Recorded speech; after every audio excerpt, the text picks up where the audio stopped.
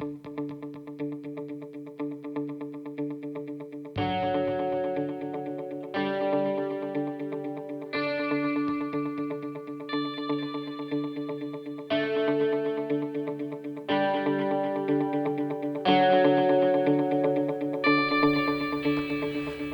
welcome back, everybody.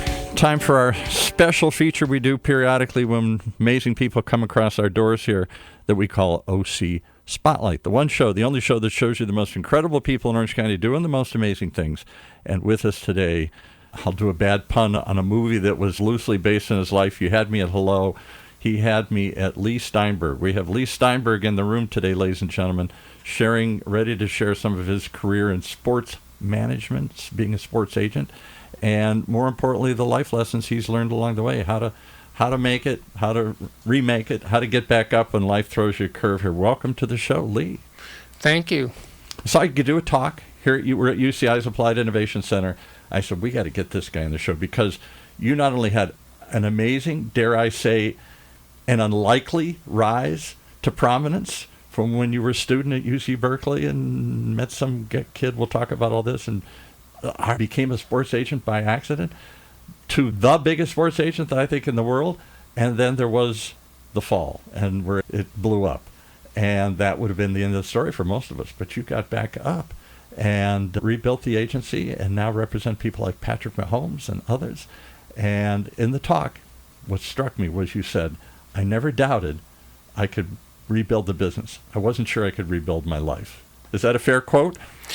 Yes, because my comeback is maintaining sobriety for the last 16 years and being a good father. And the challenge was to break denial and understood that I had a problem and then figure out what the right path back is. So it's all about resilience. It's about life will knock you back. People can have reverses in their marital life, in their financial life. Careers, businesses, everything. We're in a constant upheaval, constant chaos. Their health. So inevitably, something will come back to frustrate laid plans. And the question then is, how do you get back up? Yeah. In the midst of darkness and despondency and depression, how do you see light at the end of the tunnel? Right. And how can you chart a comeback? So this book I wrote is for anyone experiencing any kind of reverse in life, and it's a game plan for how to get back up. Right, and live a fulfilling life. You certainly have done that. Let's take everybody through, if they haven't read the Bible. I saw you give a talk years ago at the University of Michigan Club here, and I was amazed. This was, I think, your first or second book about your life story. And talk about that. How did you become a sports agent? How did you stumble into this field? There was no field called sports agents, I don't think, when you came along. So I grew up in Los Angeles, and after a year at UCLA, went to UC Berkeley in the tumultuous 60s. And I ended People's Park and all that. There you go. And I ended up student body president. And the governor of California was someone named Ronald Reagan. Yeah, exactly. And every time we demonstrated against the war, he cracked down. Sent in the National Guard and stuff. Right? Yeah. He did. And I learned everything I would later need about the art of leverage and negotiations from dealing with Governor Reagan. So I was a dorm counselor working my way through law school, and they moved the freshman football team into the dorm, and one of the students was the quarterback, Steve Bartkowski. And in 1975, he became the very first pick overall in the NFL draft with the Atlanta Falcons. Okay, I remember that. And he asked me to represent him. Now, there I was, brimming with legal experience. You're not even a lawyer yet. You're in law school, and this guy, why did he come to you? You obviously got to know him through the dorm, but why would he entrust his career with you? I think he had the sense through our relationship. So much of this is about listening skills. Can you draw out another person cut below the surface responses and understand their deepest anxieties and fears and their greatest hopes and dreams? Yeah. Can you put yourself in the heart and mind of another human being and see the world the way they see it? So we had bonded in the dorms, but unfortunately, there was a World Football League competing against the NFL. That's right. I'd forgotten that, yeah. And he got the largest rookie contract in NFL history. And I wasn't sure. There was no organized field of sports agents. That's what I was going to say. Was there? I don't remember how. A team, a franchise could just hang up the phone when I called and say, we don't deal with agents. It took a couple of years, so it was very embryonic at the beginning. But what I saw, Paul, was that you could take an athlete, and because of their high profile, they could trigger imitative behavior, and they could retrace their roots and go back to the high school community, set up a scholarship fund, or work with the Boys and Girls Club or Make an church. impact, yeah. They could lay down roots at the collegiate level and rebond with the alums from that school who could be generous mentors. And if they had a particular cause that they were passionate about, they'd establish a charitable foundation that would have the leading business figures, political figures, and community leaders on a board to execute a program. Did you help them do that? Because you're an agent. You're there to negotiate a contract. Did you help act more as like a personal manager like would in Hollywood, where you're trying to cultivate a brand and an image? And absolutely. And part of the compact was I wouldn't take a client unless they were willing to set up these programs. So that's work done. The running back from Atlanta and Tampa who has put the 220th single mother and family into the first home they'll ever own by making the down payment, or it's Patrick Mahomes with his 15 and the Mahomies, where he... Is that what they call it, the Mahomies? Yes. The Mahomies, okay. The Mahomies. But he helps kids at risk, kids who are hungry, kids who are in the hospital. And the other thing I found out was that athletes could message and trigger imitative behavior. So I had...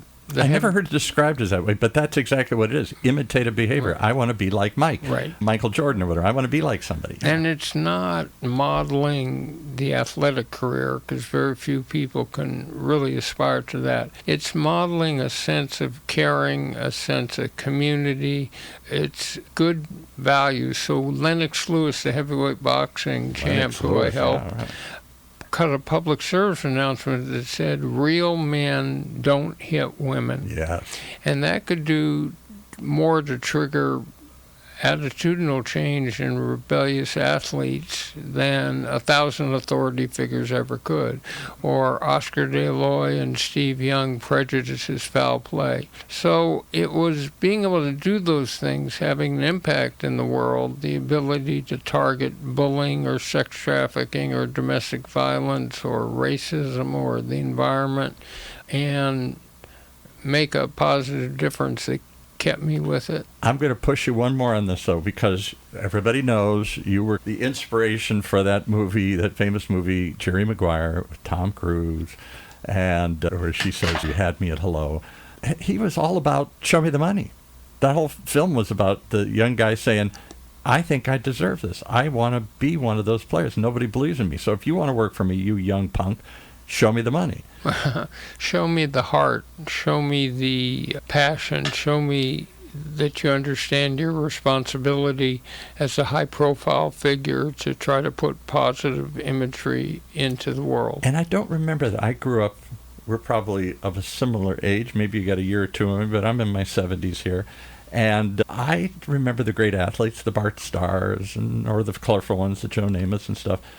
It was still, they went through the motions of they'd show up at the charity and stuff, but I didn't remember them running this stuff. I didn't remember them having a cause.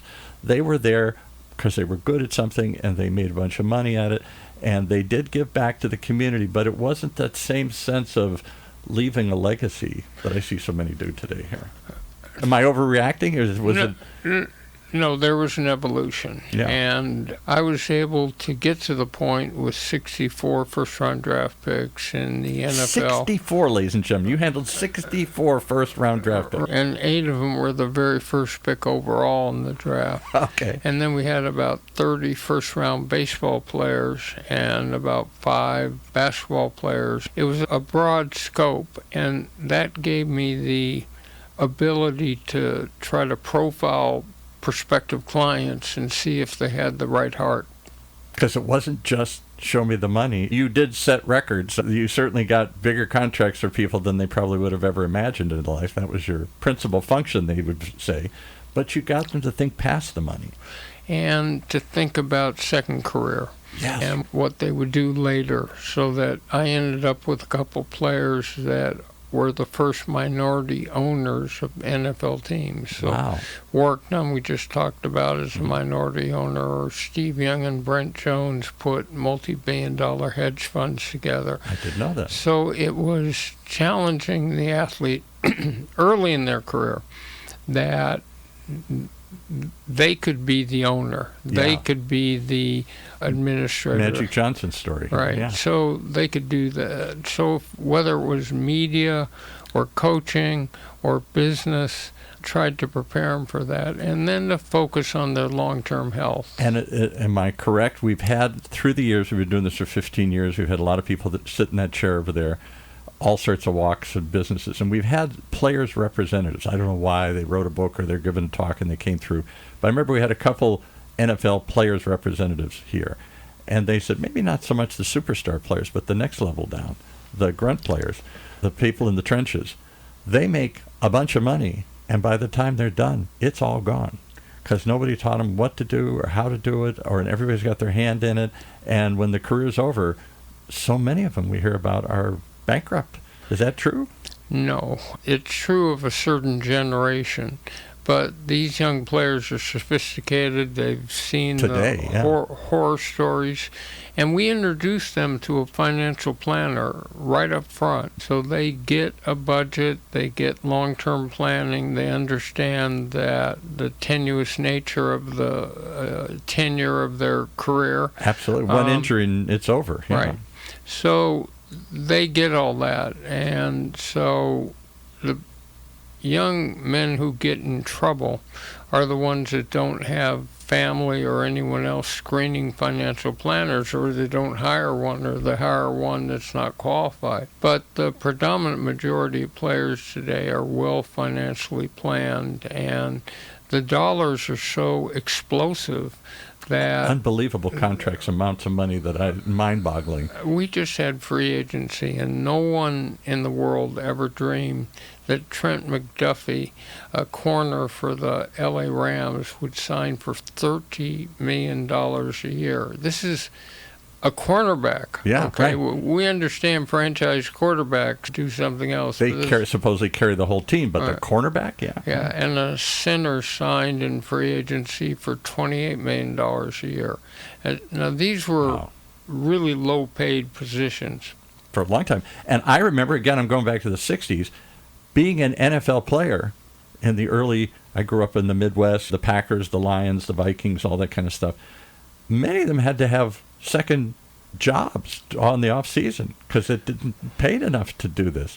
They didn't make massive amounts of money. It was a passion. It was something they did. Now it's mind-boggling the amount of money. So when I started in 75 and then 76, each team, as its share of the national TV contract, got $2 million. Today, they make about $300 million per team per season. Just off of that contract.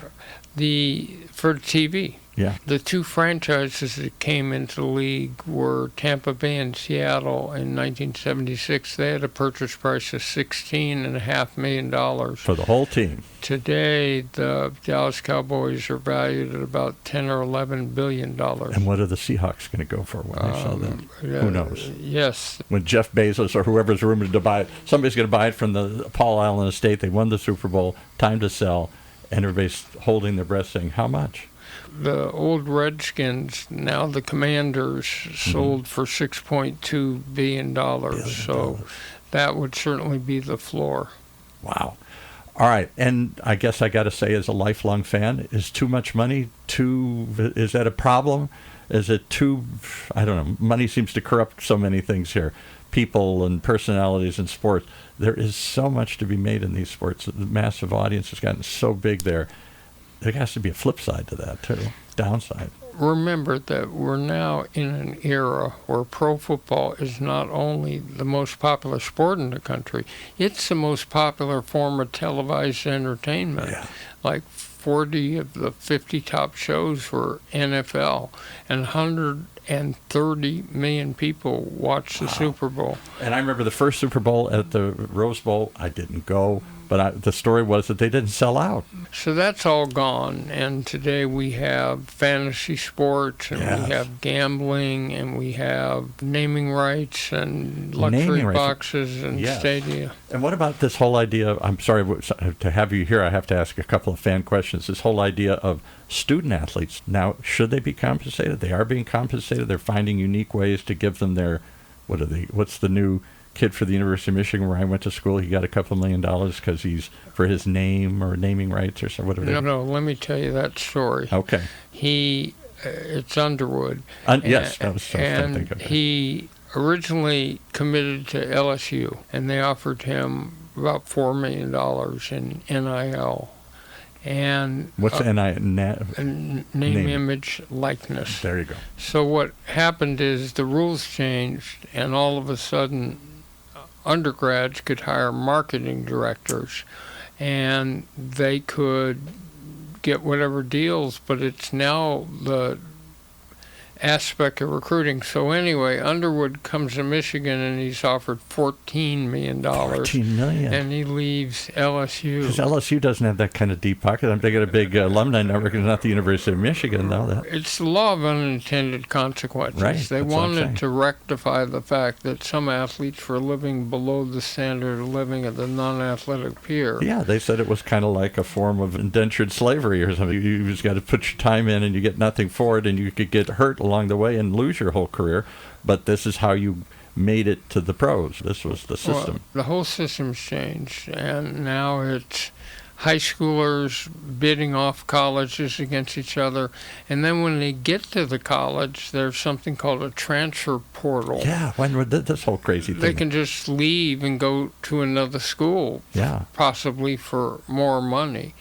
So we've got that as a new factor. We have gambling, which is an existential threat to the continuation of sport. I think it is. How many, we just had these NFL athletes, or not NBA athletes, get accused or convicted or whatever of gambling? So think of this, Paul.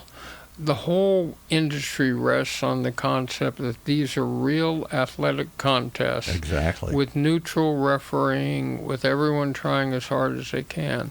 So not rigged. This isn't the 1911 World Soccer or Black Sox World Series or something. If all of a sudden, and you've had this in baseball and you've had it in basketball, if all of a sudden fans start to doubt the integrity of the game and think it's wrestling, not a real contest. It's scripted. There we go. And then you have conference realignment, which I went to Cal Berkeley. So when you walk across the campus, you look out at the Pacific Ocean and the Golden Gate Bridge. Right. Cal's now in a conference called the Atlantic Conference. The Atlantic Conference, and with the Pacific Ocean at their back here. There have been extraordinary changes in the Big Ten. The Big Ten's absorbed schools all over the nation now here. I don't understand it anymore. Here. 10 is hardly descriptive. No, I don't even know what it is. I don't even know how many are in it. All right, so we could talk. Rare opportunity to geek and be a sports fan, and from somebody who's watched this evolve over the inside. I want to hear how your career evolved. You were on top. You were the guy. And I don't know why here in Orange County, I wouldn't picture this as the center of giant sports agencies here, but somehow you were here because you were from here, and then somehow didn't go well. It started to fall apart. Talk about those days, a struggle. What happened? The business didn't fall apart, but what did was my personal life. And I had a situation where over a couple of years, my two sons were diagnosed with retinitis pigmentosa, which is an eye disease that led them both to be blind. Oh, my God. And I felt helpless to help them. Then my father, who was a central figure in my life, died a long, sad death of esophageal cancer. And then we lived painful, slow way death. And we lived in a home in Newport Beach that had mold in it. And a lot of the beachside properties have a certain level of mold, but this was toxic. And we had to move out of that home with a day or two notice, and I ended up knocking it to the ground because I didn't want to even sell it. I didn't want to put that on another person. This all came together, and I felt helpless. And I couldn't help my kids. I couldn't help my father. I couldn't put a roof over our head. And I turned to the wrong thing, alcohol. And I had not been a long drinker. I was going to say, is that something that ran in your family, or is it something you started early? Or no, you don't have to have a genetic background or anything. You can drink your way to alcoholism. And so, the old-fashioned way, one drink at a time. And then my marriage started to fall apart. It was the confluence of all those different negative experiences, and I turned to the wrong thing, which was alcohol. And how do you keep working, though, with all this stuff? It's like the Hollywood story. The people are on the surface, they're making movies, they're making millions, they're making all this stuff, and at home it's just... Because I was highly functional at work, it's just that because of alcohol, I started missing days and not showing up. And eventually I got to the point where the only cogent thought in my mind was, where can I find more vodka? Wow. And so I shut down my business. I moved into my parents' home. There was a certain distance with a couple of my kids. And finally I had an epiphany at one point. And I said, my dad had these two core values: treasure relationships, especially family, and try to make a meaningful difference in the world and heal pain and help people who couldn't help themselves. What did he do? What was his... My dad was a high school principal, but his passion was the Human Relations Commission of Los Angeles, and to keep racial peace and the fight against hate. So I had that upbringing.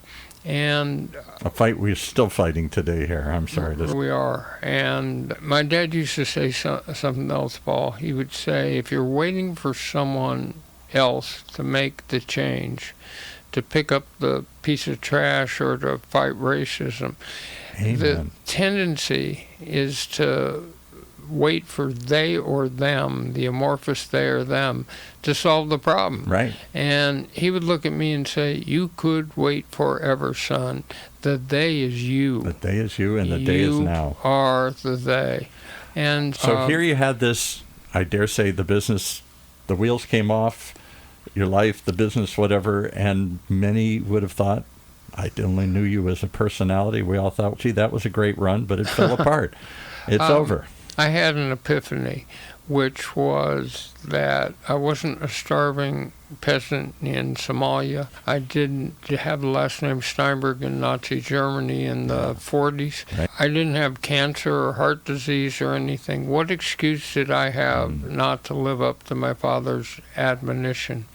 So the hardest part of it is breaking denial. Alcohol convinces you don't have the problem. Other people. Yeah. My late uncle, who I adored, I discovered later in life was a raging alcoholic, and what saved him was AAA, AA. What saved him was AA, and isn't the first tenet of AA to recognize, I got a problem. It's to understand that you're powerless over alcohol and your life's become unmanageable. Right. So once I could break denial, because I was still functional at work, but once I got to the point where I wasn't, then it was all about solution to me. And I found a unique fellowship that you just named. Friends of Bill. With a 12-step program, and I got a sponsor, and I worked the steps, and I just stayed in process, which is everything that anybody suggested as a way to deal with the problem, I did. And I moved into sober living, And I waited a couple years to make sure that my sobriety was solid. And I knew if I was going to re-enter the field that people would have questions, and I had to be prepared for real people questions. to say, didn't he have a problem, and right, is he still okay? How can you guarantee that you'll stay sober? Yeah. The answer to that because is you're living can't. in a rarefied world that we can only imagine. Massive amounts of money. The most famous athletes in the world must be parties, women's things. I can only imagine. For a brief while, I was I worked in Hollywood as a press agent for Johnny Mathis and Anthony Quinn, a variety of other people, when I was in my late 20s, and saw many of them, not those people, but many of them blow up under the excess, the parties, the money. I can do anything. The rules don't apply to me, and eventually they do. So, as I said, I felt powerless, right. And I've always been pretty good with problems if I got the tools and could work harder, be more creative, and figure it out. Sounds like it. But alcohol rewired my brain. Yeah. And it does that, yeah. It Drugs, does it. alcohol, yeah. And you think differently. It's hard to see the life the same way, yeah. You can't see outside. So anyway, after about 3 years, I went down to Houston, and I found there were many different people who were willing to fund me to come back and represent. They probably saw me as a distressed property. Distressed property. Yeah, that had great potential. That had great growth potentials. But I got a group, and in 2016, I signed Paxton Lynch, who was a quarterback from Memphis, and he went in the first round of the draft. And did you have any clients at this point? You were just starting over again? Just a couple. Yeah. But so that was the first round quarterback that had been my sort of... your calling card. Exactly. Yeah. Right. And then the next year came Patrick Mahomes. And talk about that for a second. Where in the world did Patrick Mahomes come? I didn't hear, maybe I'm not that insider football here, but it was like Tom Brady when he played for U of M. I follow U of M football passionately. I don't remember Tom Brady's career that much at U of M. He came out, was drafted 50 or 60 years, way down the list. Nobody saw the potential there. Was Mahomes like that, or was everybody anticipating him to be what he was? No, there were doubts because Texas Tech had a really horrendous defense, and so they were giving up 50 points a game. So for him to have a chance to win, he had to throw every pass. He had to score 60 points. And there was a thought of him as a gunslinger. Yeah, that's what I had the image. Right. And gunslingers are like Brett Favre and stuff. They live and die, and they go up and down. And the truth was that they weren't projecting him for the fact he could adopt to a 3-5-7 step drop and could throw from the pocket and had the most gifted arm I've ever seen. Again, you're verifying. What little I remember of Patrick Mahomes coming in, I didn't know where he came from or think that he was going to be the guy he turned out to be. So I always thought that he would be a splendid NFL player. I did not think that after sitting his first year, he would go on to be MVP in his first year of starting. Yeah. I couldn't have anticipated that sort of growth, but football today is all about the franchise quarterback, and if a team doesn't have one, they have a really faint chance of making the Super Bowl. And let's define that as someone you can build around for 10 to 12 years, someone you can win because of rather than with, and importantly, in critical adversity, throwing a couple interceptions, crowd is booing. Yeah. What does he do now? What does he do next? What does he do? Which is the same theme of my book, which is, can you compartmentalize? Can you adopt a quiet mind? Can you elevate your level of play in those situations? And can you be resilient? I've forgotten the gentleman's name. He was a NFL lineman for the Seattle Seahawks and some others. He lives locally. Big, huge guy. He does some charity work with the Hispanic Chamber and some others on their show. I'm sorry, I'm blanking on his name. I shouldn't. Big, huge, impressive guy. He played, 80s, 90s or something, so he made money, but not millions and millions of dollars type of thing. And his whole core message to kids today is you got to be resilient. Well, you can't fade and fold the first bad thing happens. And my father's there. I grew up I'm a child of the 50s and 60s. My father fought the World War II and the Depression. He was everything. Resilient was baked into their DNA. They had to be resilient to survive the greatest generation. Today's generation, how fast do I get there? I've never seen a downturn. I've never seen struggle. So many of these kids, I don't know if resiliency is baked into their DNA like it is, like we thought it was. No, I think they're addicted to social media. Yeah. And social scientists have been very clever in figuring out how to get little squirts of dopamine. Isn't that the truth? Every constantly plugging into your right. brain. Little shot here, yeah. You text somebody, they don't text you back in the next 20 seconds. Oh my God, they don't like me. Yes, exactly. You post something, you don't get enough likes. Oh my God. And I quit. Or I get a job and I'm not the president the next year. I quit. Then I go get another job. It's because we haven't had to live through much adversity outside of COVID. And you don't have to work towards it. It either happens, you're going to get it quickly. I'm going to fame overnight, money quickly here. And if it doesn't, if I have to spend 10 years, a franchise quarterback means developing somebody over years. I see NFL teams throwing franchise quarterbacks away. My other big passion, the Minnesota Vikings. What the heck are they going to do with J.J. McCarthy from my alumni? Are they going to give up on the project 1 year in, 2 years in? And they already have. Sounds like they have. Because they've got Kyler Murray there. Yeah. Do we stick with something long enough? Are we willing to ride it out? No. Or do we want quick returns, quick results? The franchises that win in professional sports do have patience and do have a long-term vision. The ones that don't, your Vikings had a quarterback. His name was Sam Darnold, and I believe he just won the Super Bowl for another team. I think he did, because we couldn't see past. I don't know. We didn't. They didn't. They thought it was a fluke. They didn't see it. They didn't see the long-term value. All right. So you're in this incredible run-up. Dare I say, an incredible fall down. And I'm not trying to. I hope this doesn't offend you, but that's the movie I would see: the rise and the fall. How do you get back up?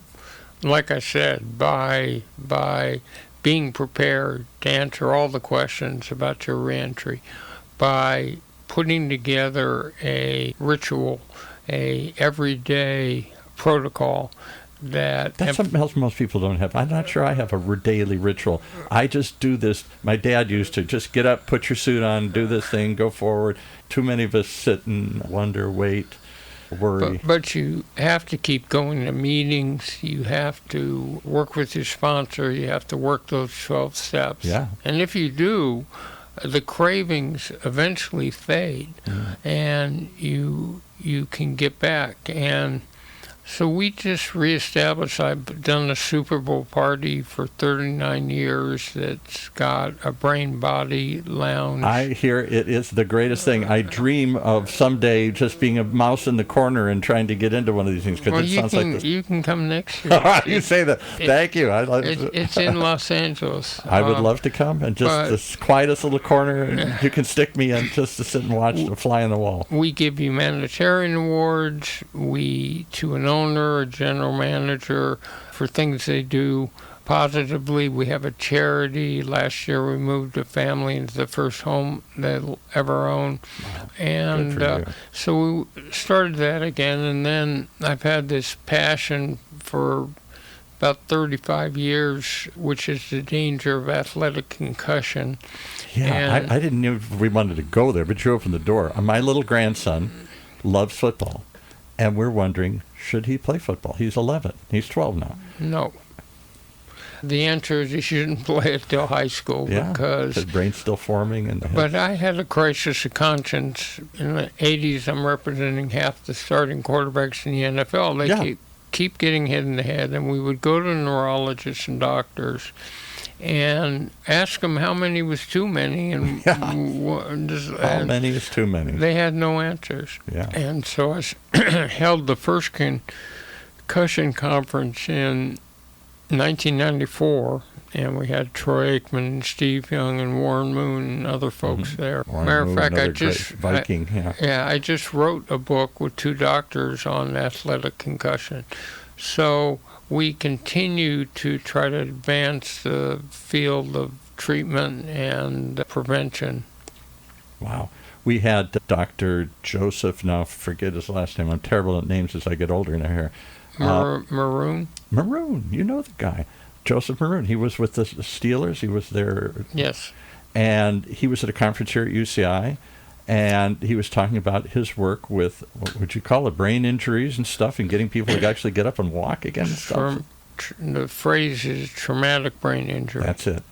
And he had some different ideas and radical things he's been trying, and it was a fascinating conversation here. We had him up here and talking about that, of how it maybe isn't over. It isn't who was the guy, the Superman, Christopher Reeves. It maybe isn't the end of the world if you get a spinal cord injury or something here. We have some new breakthroughs. One's called RTMS, which is magnets against the brain that can, through neuroplasticity, actually rewire a concussed brain, and the other is neurofeedback, so there's hope. And he was actually talking about some other enzyme. I've forgotten how here. But go back and look up the interview we did with Dr. Joseph Maroon. Fascinating conversation here. This has been a fascinating conversation. I could say, you got a million places to go. I could sit here for 4 hours and talk to you about all these subjects here, about your life, about the inspiration of how you got back up off the mat, dare I say, and back out and active again, and to the highest pinnacle of success, representing not just Patrick Mahomes, but a whole bunch of other people. You said at the talk I heard you give, and I've said this to so many people, I said at the beginning of the show, you didn't doubt you could rebuild the business. Why?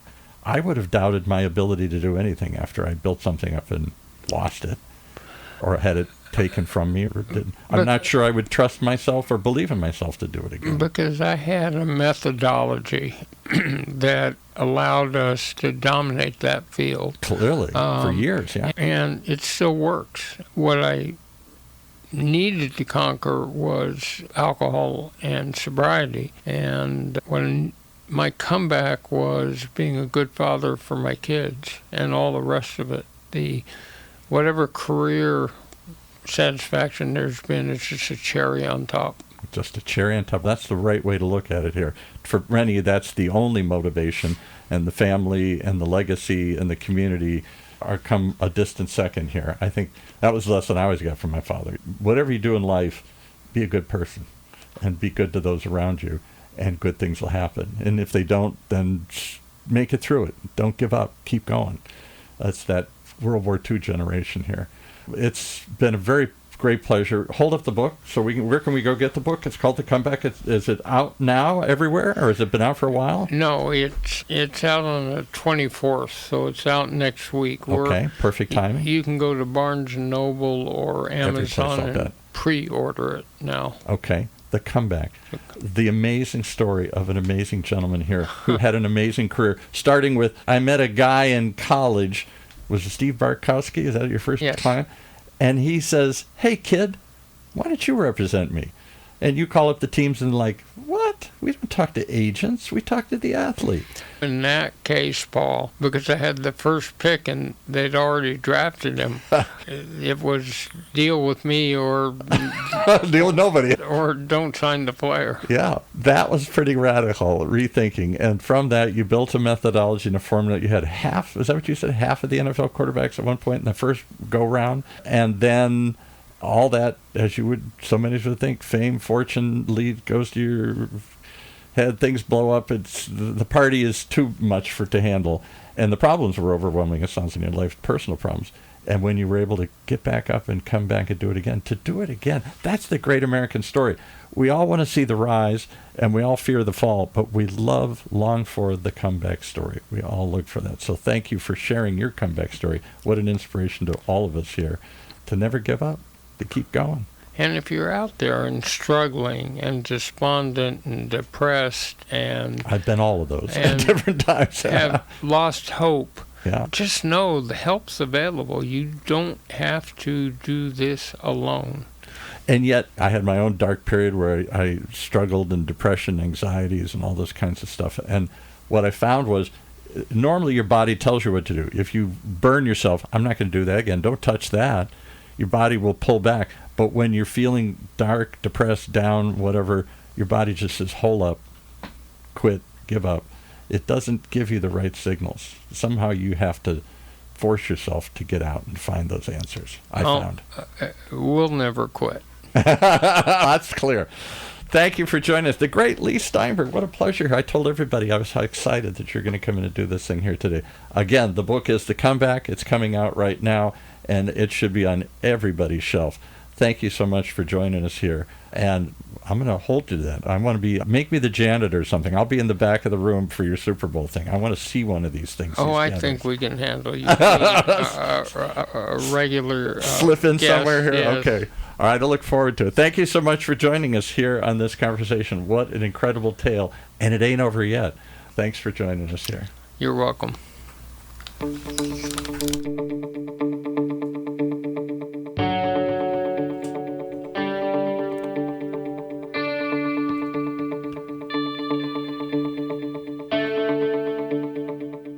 There you have it. What an incredible tale. Sorry, I got caught up in it here. We could go on for hours.